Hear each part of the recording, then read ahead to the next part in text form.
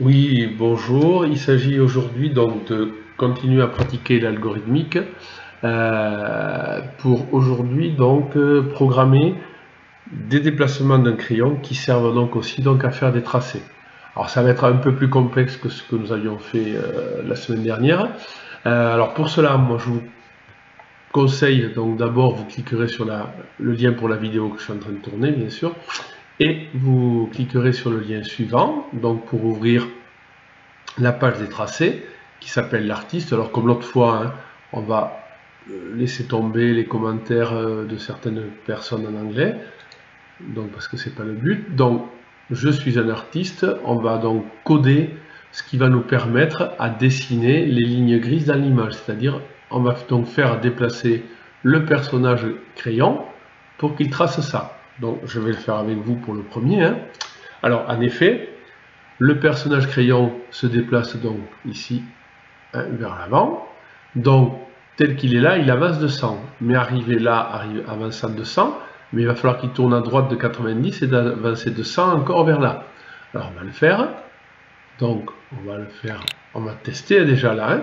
Donc on va démarrer ici. Il a avancé de 100, puis il a tourné de 90 degrés. Mais il n'a pas fini. Hein, puisque maintenant il faut qu'il aille, qu'il avance donc encore de 100 pour terminer le dessin. Donc on le fait avancer de 100, on réinitialise, on peut accélérer ou ralentir un peu, hein, par exemple on va ralentir ici, ça va quand même vite, voilà.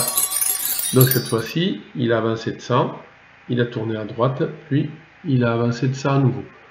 On va donc continuer, et moi en particulier, je vais aller sur le 5 pour montrer quelque chose le début de quelque chose d'un peu plus donc compliqué. Alors, le bonhomme qui est là, en fait, je vais faire le plus compliqué, c'est tracer ici le triangle équilatéral. Alors, ce bonhomme-là, on nous demande d'abord d'ailleurs de faire répéter 3 fois en effet, parce que le bonhomme, il va avancer de 100. Et là, surtout, bien comprendre que là, il va falloir qu'il tourne d'un angle obtus de 120 degrés.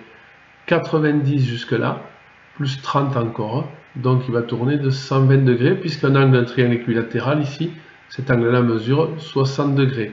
Donc, celui-là va mesurer 120 degrés.